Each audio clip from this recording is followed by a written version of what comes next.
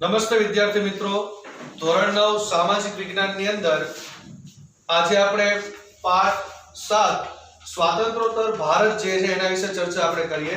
શરૂઆતની અંદર આપણે વાત કરી હતી કે ભારતની અંદર જે ભારત દેશ આઝાદ થયો એ પછીના લગભગ 562 જેટલા દેશી રજવાડાઓ જે છે એ દેશી રજવાડાઓનું એકીકરણ કરવામાં આવ્યું, જેમાં સરદાર વલ્લભભાઈ પટેલ જે છે એમણે પોતાની અથાગ મહેનતના કારણે એમને 562 જેટલા દેશી રજવાડા જે છે એ રજવાડાઓને એક કર્યા। બીજી બાબત મહત્વની એ છે કે 562 માંથી 3 રજવાડા એવા હતા, કાશ્મીર, હૈદરાબાદ અને જૂનાગઢ, કે જેનું એકીકરણ કરવામાં ઘણી બધી તકલીફ જે છે એ ઉઠવી પડી હતી। જેમાં એના રાજાઓ જે હતા એમણે પોતાને સ્વતંત્ર જાહેર કર્યા અથવા તો પોતે સ્વતંત્ર રહેવા ઈચ્છતા હતા, ભારતીય સંઘ સાથે જોડાવા નતા ઈચ્છતા, પણ આમ છતાં સરદાર વલ્લભભાઈ પટેલની કુશાગ્ર બુદ્ધિ જે છે એના કારણે અને એમના લોખંડી મનોબળના કારણે આપણે ભારતીય સંઘની અંદર તેને જોડાવા માટે આપણે જોડી દીધા। આજે આપણે હવે આગળ વાત કરવાની છે ફ્રેન્ચ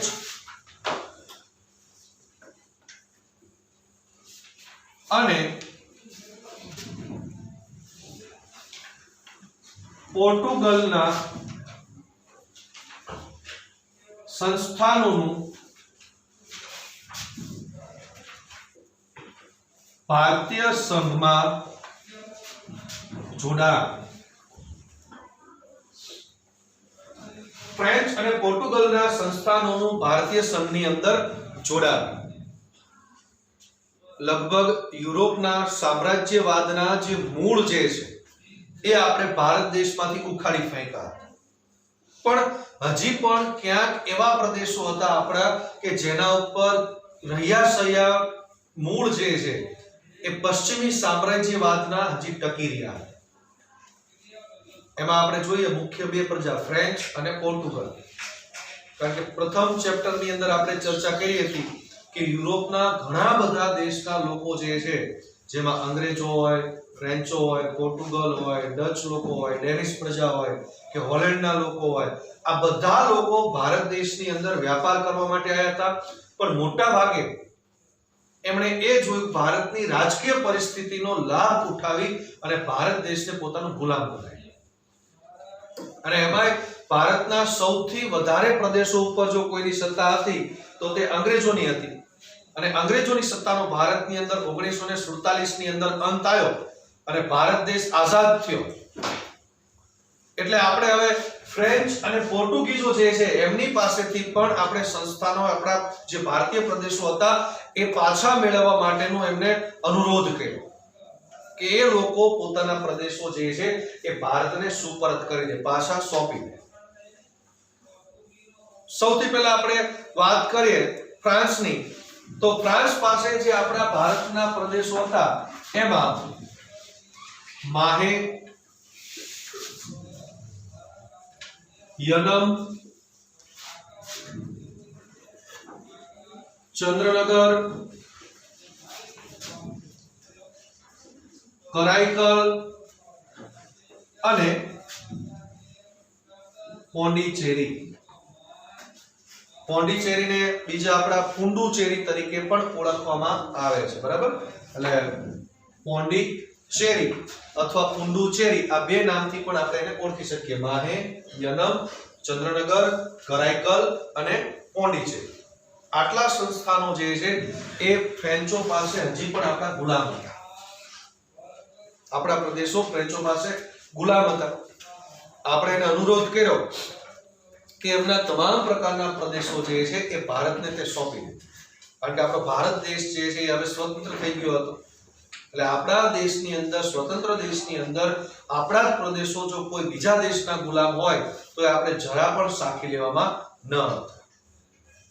ફ્રેન્ચે એનું આનાકાની કરી કે અમે અમારા પ્રદેશો જે છે એ ભારત સરકારને સુપરત કરશું નહીં। એટલે આના કારણે યનમના લોકોએ 1954 માં મુક્તિ સેનાની રચના કરી અને યનમનો જે પ્રદેશ હતો એના ઉપર પોતાની સરકાર જે છે એ સ્થાપિત કરી। મુક્તિ સેનાની રચના કરીને પોતાના સંસ્થાન જે હતું એ સ્થાપી દીધું અને એનો વહીવટ જે છે એ લોકો કરવા લાગ્યા. 1948 ની અંદર ફ્રેન્ચને આપણે હિન્દ છોડવાનું અલ્ટિમેટમ આપી દીધું હતું, પણ આમ છતાં પણ ફ્રેન્ચ લોકો જે છે ભારત છોડવા માંગતા ન હતા. સૌથી પહેલા 1942 માં આપણે જ્યારે અંગ્રેજોને હિન્દ છોડવાનું આંદોલન આપણે શરૂ કર્યું, એનું પરિણામ એ 1947 ની અંદર અંગ્રેજોએ ભારત છોડીને જવું પડ્યું. પણ જ્યારે 1948 ની અંદર આપણે ફ્રેન્ચોને હિન્દ છોડવાનું આંદોલન કર્યું તો ફ્રેન્ચો ગયા નહીં. ફ્રેન્ચોએ ભારતના લોકો ઉપર અત્યાચાર ગુજાર્યો, ભારતના લોકો ઉપર દમન ગુજારવાની શરૂઆત કરી દીધી. આ બાજુ 1950 સુધી ભારત સરકાર અને ફ્રેન્ચ સરકાર જે છે એ બંનેની વચ્ચે શાંતિમય રીતે વાટાઘાટોની શરૂઆત થઈ. ભારત સરકાર એવું ઈચ્છતી હતી કે જ્યાં સુધી વાતચીતથી સમસ્યાનું હલ થાય ત્યાં સુધી કોઈ પણ પ્રકારનું ઉગ્ર આંદોલન જે છે કરવું નથી. એટલે શાંતિમય રીતે સમાધાન લાવવા માટેના પ્રયત્નો કરતા હતા. આ બાજુ મુક્તિ સેનાએ ખૂબ જ વધારે પ્રમાણમાં આક્રમક આંદોલન ચલાવ્યું. બીજા બધા જે પ્રદેશો હતા, માહે ગણો, કરાઈકલ ગણો, ચંદ્રનગર ગણો કે પોંડિચેરી ગણો, એની અંદર પણ ફ્રેન્ચ સરકાર વિરુદ્ધ ઉગ્ર આંદોલનો જે છે એ થવા લાગ્યા. એટલે હવે ફ્રેન્ચ સરકાર જે છે એ ફ્રેન્ચો ભારતીય લોકોનો મિજાજ જે છે પારખી લે. મિજાજ પારખવો એટલે કે એમનો જે સ્વભાવ ઉગ્ર સ્વભાવ હતો એ હવે તેમને ખબર પડી ગઈ કે આપણે ભારતના લોકોને હવે વધારે સમય ગુલામ બનાવીને રાખી શકશું નહીં. હવે કોઈ પણ ભોગે આપણે ભારત દેશને એમની ગુલામીમાંથી મુક્ત કરવો જ પડશે, તેના જે પણ કઈ પ્રદેશો જે છે. એટલે આના કારણે 13 ઓક્ટોબર 1954 13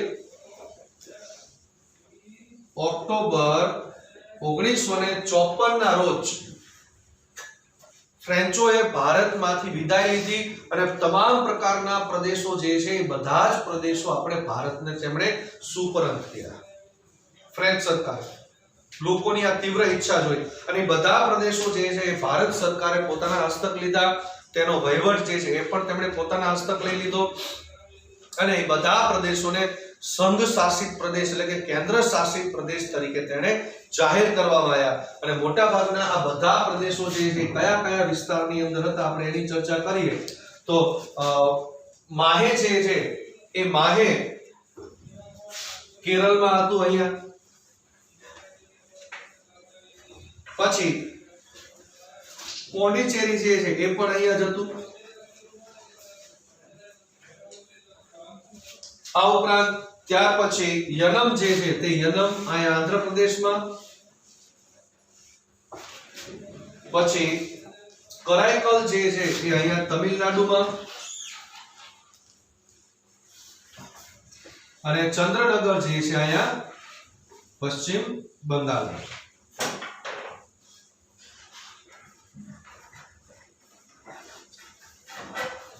બરાબર.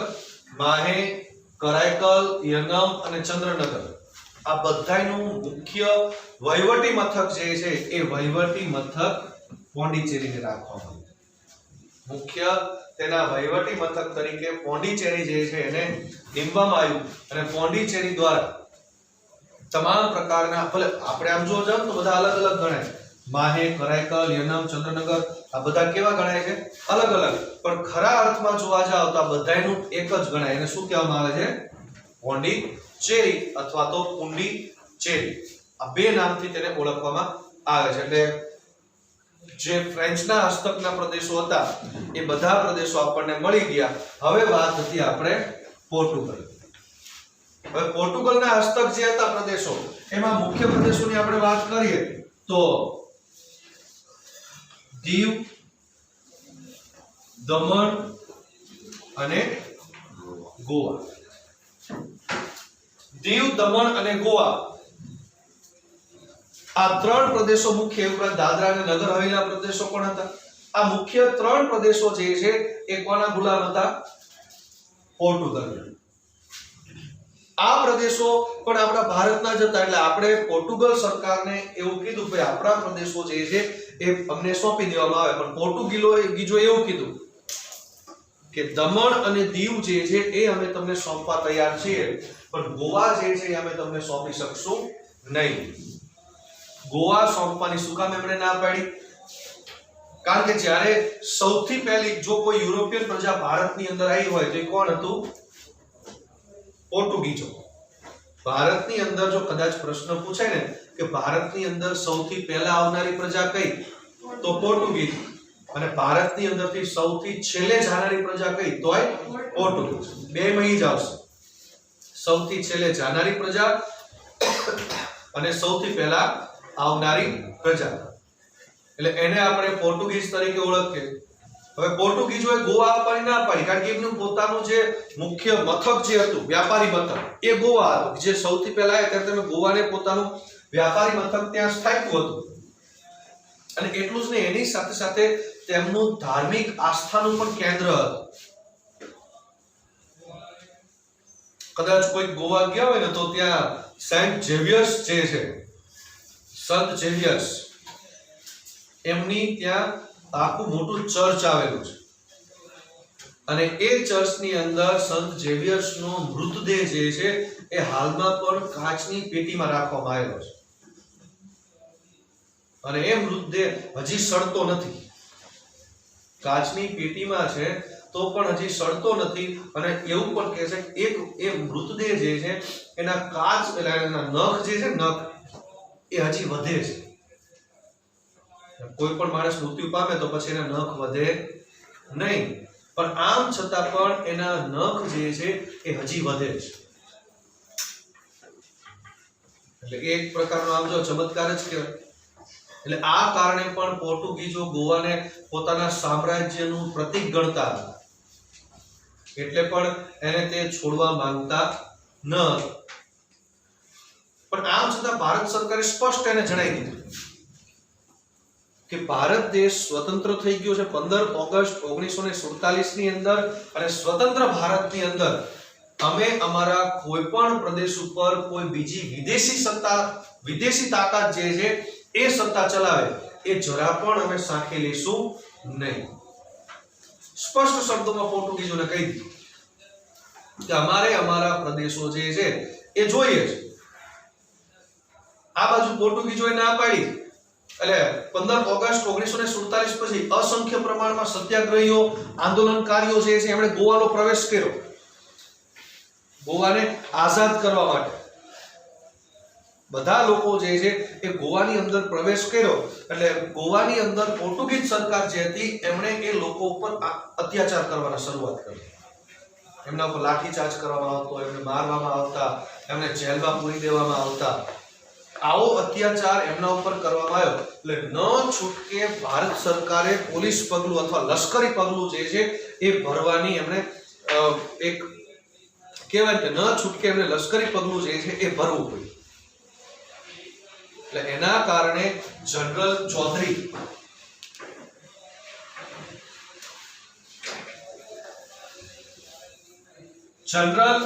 ચૌધરીની આગેવાની નીચે ઓપરેશન વિજય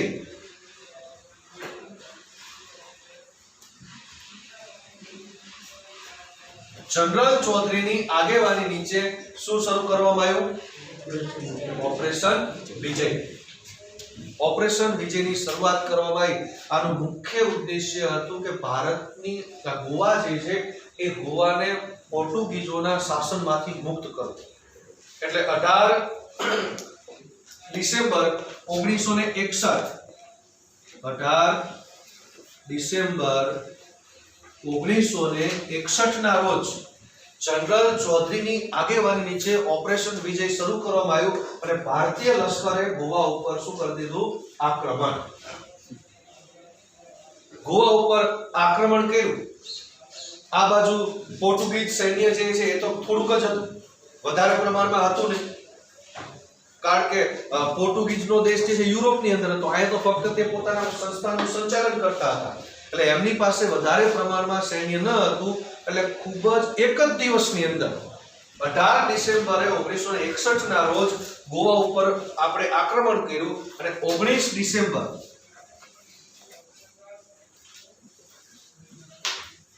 રાત્રે જે પોર્ટુગીઝોનો જનરલ છે હતો D Silva, general D Silva જે છે એને શરણાગતિ સ્વીકારી. શરણાગતિ સ્વીકારી એટલે હાર સ્વીકારી લીધી. એણે હવે કહી દીધું કે મારે હું વધારે પ્રમાણમાં તમારી સામે લડી શકું તેમ નથી, મારી પાસે સૈન્ય પણ નથી, એટલે અહીંયા અમે શરણાગતિ સ્વીકારીએ છીએ અને અમારા હસ્તકના જે પણ કાંઈ તમારા સંસ્થાનો જે છે જેને અમે ગુલામ બનાવ્યા છે એ તમામ સંસ્થાનો અમે તમને સોંપવા માટે તૈયાર છીએ. એટલે 19 ડિસેમ્બર 1961 ના રોજ દીવ, દમણ, ગોવા, દાદરા, નગર હવેલી આ બધા સંસ્થાનો આપણને ભારતને તેમણે સુપરત કર્યા અને જે આખા ભારતની અંદર જે યુરોપના રહ્યા સામ્રાજ્યવાદના જે મૂળિયા હતા એનો પણ હવે શું આવી ગયો? અંત આવ્યો. એટલે હવે આપણો ભારત દેશ જે છે એ સંપૂર્ણ રીતે હવે કેવો થઈ ગયો હતો? સ્વતંત્ર. આપણા એક પણ પ્રદેશ ઉપર કોઈ જ બીજા અમેરિકનોનું અથવા તો બીજા કોઈ પણ દેશના લોકોનું, અંગ્રેજોનું શાસન હવે રહ્યું ન હતું. 1950 ની અંદર બંધારણ અમલમાં આવ્યું એટલે આપણો ભારત દેશ જે છે હવે સંપૂર્ણ રીતે લોકશાહી ધરાવતો પ્રજાસત્તાક રાષ્ટ્ર બની ગયો. આ બાજુ બંધારણની અંદર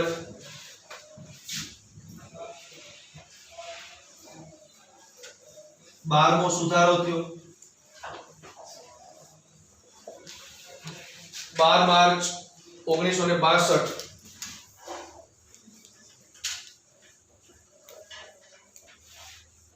12 માર્ચ 1962 ની અંદર બંધારણમાં 12મો સુધારો કરવામાં આવ્યો અને એ 12મા સુધારા અંતર્ગત આ બધા રાજ્ય જે હતા દીવ, દમણ, ગોવા, દાદરા અને નગર હવેલી આ બધા રાજ્યોને આપણા ભારતના સંઘ શાસિત પ્રદેશ, ઇંગ્લિશમાં કહીએ તો યુનિયન ટેરિટરી, ઇંગ્લિશમાં શું કહેવામાં આવે?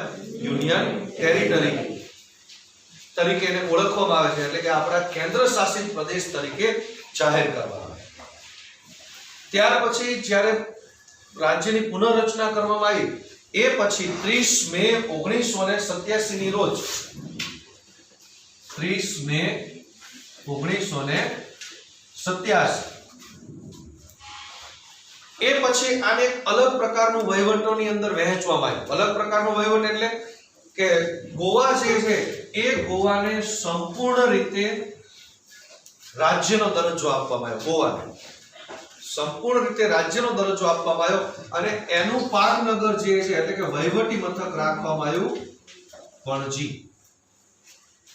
એનું વહીવટી મથક કયું આવ્યું? પણજી. અને ત્યાર પછી દાદરા અને નગર હવેલી જે હતી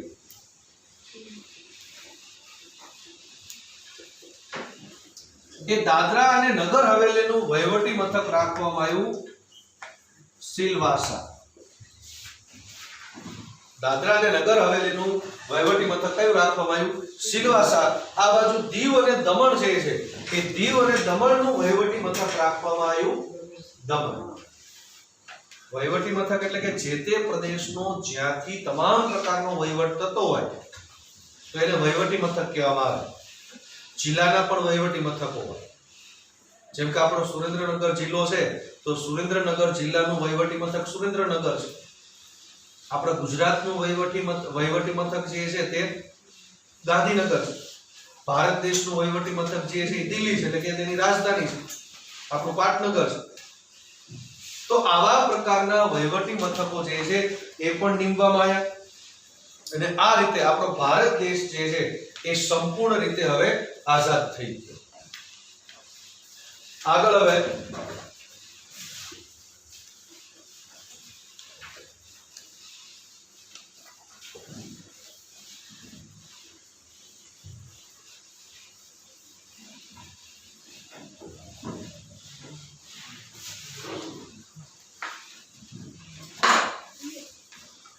નવા રાજ્યોની રચના.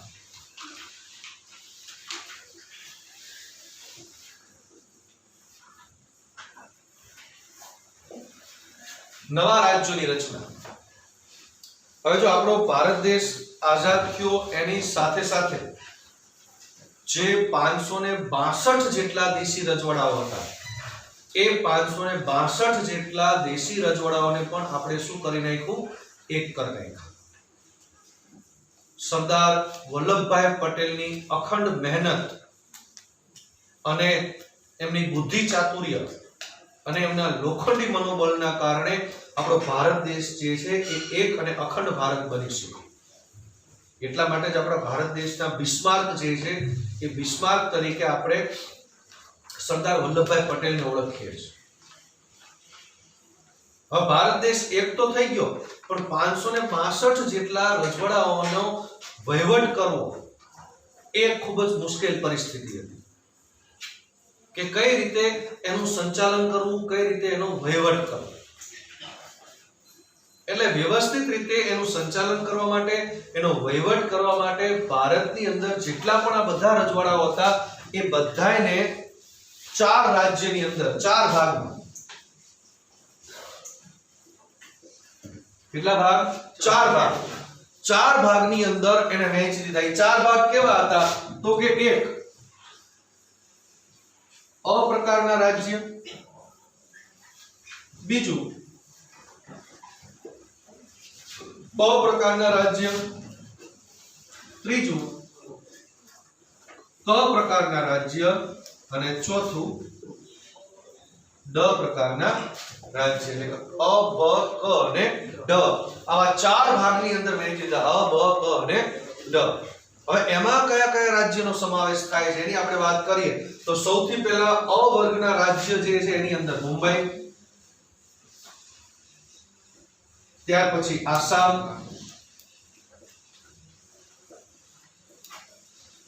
આંધ્ર, પંજાબ, ઉત્તર પ્રદેશ,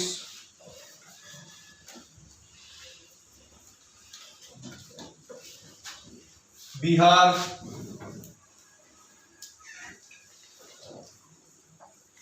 મદ્રાસ,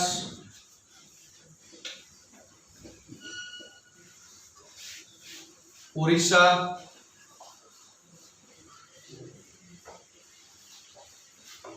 અને પશ્ચિમ બંગાળ.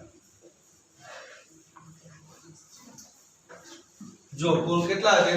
મુંબઈ, આસામ, આંધ્ર, પંજાબ, ઉત્તર પ્રદેશ, બિહાર, મદ્રાસ, ઓરિસ્સા અને પંજાબ. એટલે કે 1 2 3 4 5 6 7 8 અને 9. એટલે કુલ આ રાજ્યો થયા 9.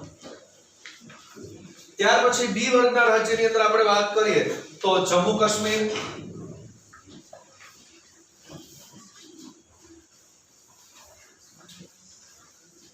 હૈદરાબાદ,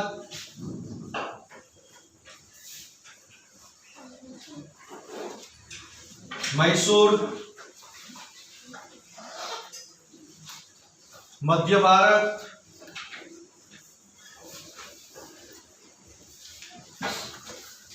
રાજસ્થાન,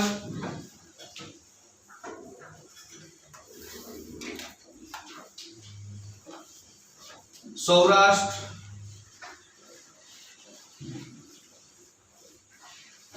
ત્રાવણકોર, કોચીન,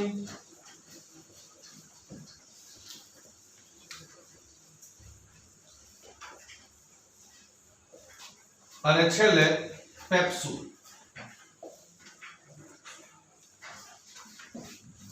જમ્મુ કાશ્મીર, હૈદરાબાદ, મૈસૂર, મધ્ય ભારત, રાજસ્થાન, સૌરાષ્ટ્ર, ત્રાવણકોર, કોચીન અને પેપ્સુ. કુલ કેટલા થયા? 1 2 3 4 5 6 7 અને 8. પેપ્સુનું પૂરું નામ જે છે તે Patiala and east Punjab state union. પેપ્સુનું પૂરું નામ શું છે? Patiala and east Punjab states union. બરાબર, શોર્ટમાં એને પેપ્સુ તરીકે ઓળખવામાં આવે છે. ત્યાર પછી આપણે વાત કરીએ ક વર્ગના રાજ્યની અંદર, તો એમાં અજમેર, ભોપાલ, કુર્ગ, દિલ્હી,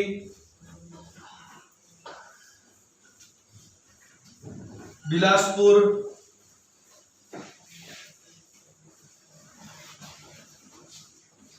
કચ્છ,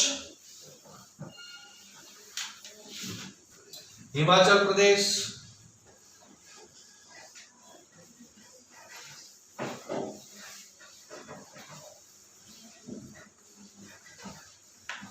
ત્રિપુરા,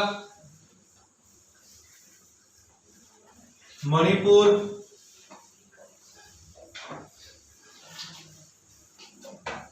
વિંધ્ય પ્રદેશ,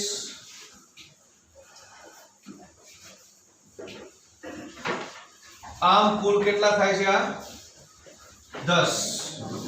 અજમેર, ભોપાલ, કુર્ગ, દિલ્હી, બિલાસપુર, કચ્છ, હિમાચલ પ્રદેશ, ત્રિપુરા, મણિપુર અને વિંધ્ય પ્રદેશ, એટલે કુલ 10. અને છેલ્લે છે આપણે દમાં અંદમાન અને નિકોબાર ટાપુ.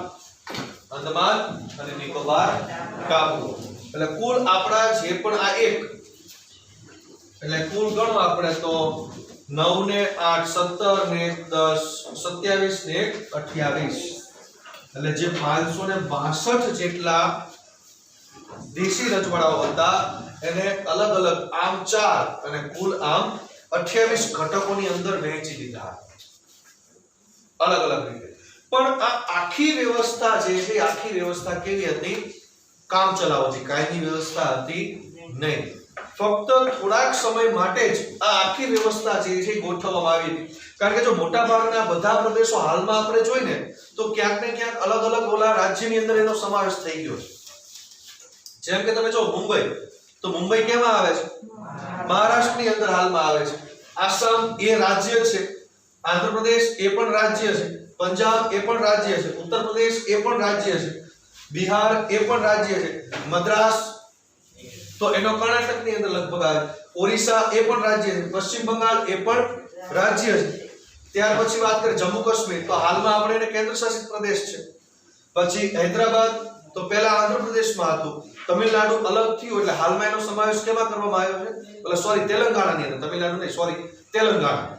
તો હાલમાં હૈદરાબાદ જે તેલંગાણાની અંદર છે, મૈસૂર તો એ પણ કર્ણાટકની અંદર છે, મધ્ય ભારત એટલે મધ્યપ્રદેશ જે વચ્ચેનો વિસ્તાર આખો જે છે એ ભાગ, રાજસ્થાન તો એ રાજ્ય છે, સૌરાષ્ટ્ર તો એ પણ કેમાં છે? આપણા ગુજરાતમાં છે, ત્રાવણકોર કોચીન, તો ત્રાવણકોર કોચીન અત્યારે હાલમાં કયા વિસ્તારમાં છે?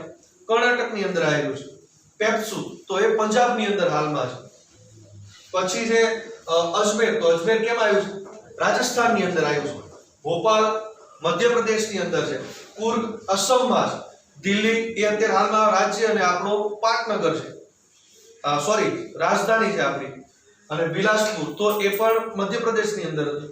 કચ્છ આપણા ગુજરાતની અંદર છે, હિમાચલ પ્રદેશ એ પણ રાજ્ય છે, મણિપુર, ત્રિપુરા આ બંને પણ શું છે? રાજ્ય જ છે. અને વિંધ્ય પ્રદેશ એટલે આપણો જે પૂર્વ બાજુનો જે બિહાર, છત્તીસગઢ, ઓરિસ્સા, ઉત્તર પ્રદેશનો અમુક ભાગ, આ બધું જે છે ને વિંધ્યાચલ પ્રદેશ તરીકે ઓળખવામાં આવે છે. બરાબર? તો એવી રીતે અને છેલ્લે અંદમાન નિકોબાર કે હાલમાં પણ આપણો તે ટાપુઓ છે અને તે કેન્દ્ર શાસિત પ્રદેશ છે.